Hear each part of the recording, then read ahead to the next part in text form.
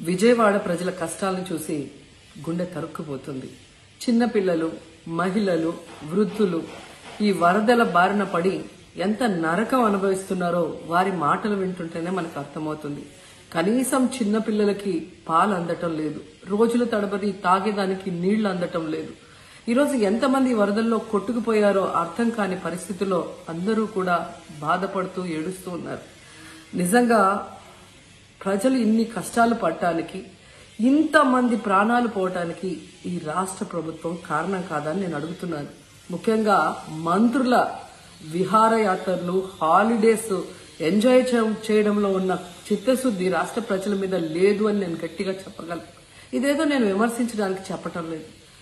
28వ తేదీనే 30వ తేదీలో వర్షాలు రాబోతున్నాయని చెప్పి వాతావరణం సమాచారం ఇవ్వటం జరిగింది ప్రభుత్వానికి. అయినా కూడా ముఖ్యమంత్రి గాని, మంత్రులు గాని ఎటువంటి సమీక్షలు చేయకుండా, ప్రజల్ని అప్రమత్తం చేయకుండా నిర్లక్ష్యం వహించడం వల్లే ఈ రోజు ఇన్ని లక్షల మంది వరద నీళ్లలో మునిగిపోయారు. ఇంతమంది ప్రాణాలు పోగొట్టుకున్నారు. ఎంతమంది తిండి లేక, కరెంటు లేక, తాగునీళ్లు లేక, పసిబిడ్డలకి పాలు లేక ఎంత అవస్థలు పడుతున్నారో మనం అందరం కూడా గమనిస్తున్నాం. చంద్రబాబు నాయుడు గారి ఇంటికి 3 కిలోమీటర్ల దూరంలోనే ఇంత పెద్ద విపత్తు జరిగినా ప్రజల్ని కాపాడలేకపోయారు అంటే ఇది రాష్ట్ర ప్రభుత్వం, రాష్ట్ర ముఖ్యమంత్రి వైఫల్యం కాదని నేను అడుగుతున్నా. ఈరోజు కరకట్టు మీదున్న అక్రమ కట్టడాలని కాపాడటం కోసమే విజయవాడని ప్రజల్ని ముంచేశారు అనటంలో నిజం లేదా అని నేను అడుగుతున్నా. గంట ముందు ప్రజలకు చెప్పినా వాళ్ళు ముంపు బారిన పడేవారు కాదు. వాళ్ళని అప్రమత్తం చేసి ఒక సేఫ్ అయిన ప్లేస్ కి పంపించున్నా ఈరోజు ఇన్ని లక్షల మంది, దాదాపుగా 3 లక్షల మందికి పైగా 4 రోజుల పాటు కరెంటు లేకుండా, తిండి లేకుండా, చిన్న బిడ్డలకి పాలు లేకుండా ఈ విధంగా నీళ్లలో మునిగి అవస్థలు పడాల్సిన అవసరం లేదు.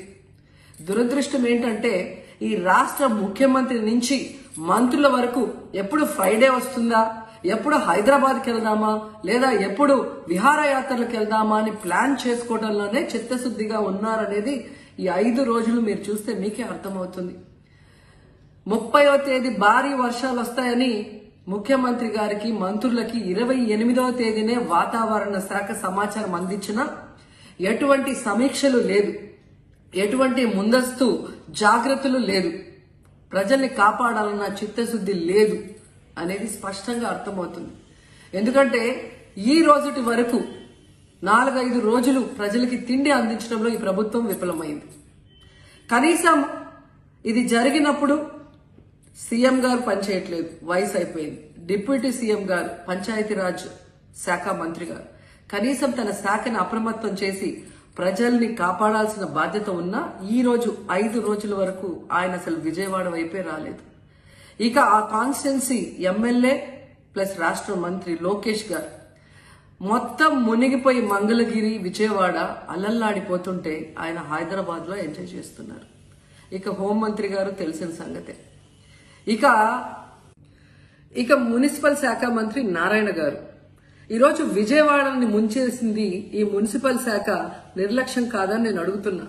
ప్రజల్ని సురక్షిత ప్రాంతాలకు తరలించే విధంగా ఈ నారాయణ గారు రివ్యూ చేయకపోవటం వల్ల ఈరోజు లక్షలాది మంది నీళ్లలో మునిగిపోయారు. వాళ్ళందరూ కూడా ప్రభుత్వం ఎప్పుడు కాపాడుతుందా అని ఎదురు చూస్తున్నారు. అయినా వీళ్ళకి పట్టింపు లేదు.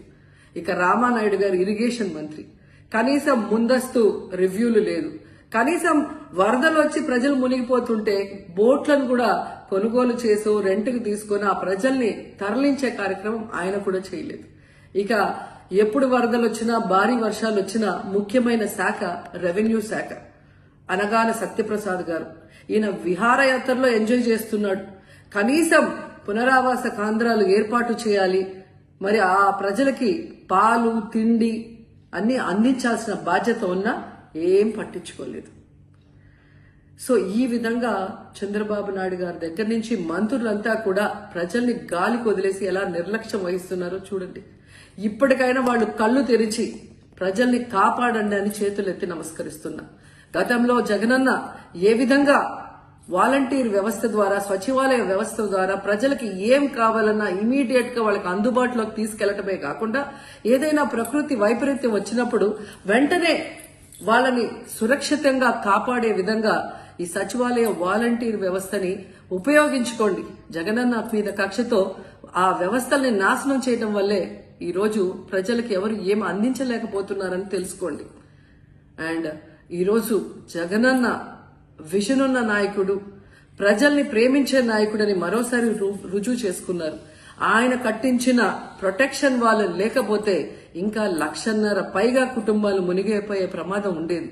ఈ రోజు ఆ ప్రాంతమంతా సేఫ్ గా ఉంది విజయవాడలో ఒక సైడ్ అంటే అది జగనన్న ప్రజల పట్ల ఉన్న అభిమానంతో ఆ ప్రొటెక్షన్ వాల్ కట్టించడం అనేది కూడా మనం అందరం గుర్తుంచుకోవాలి.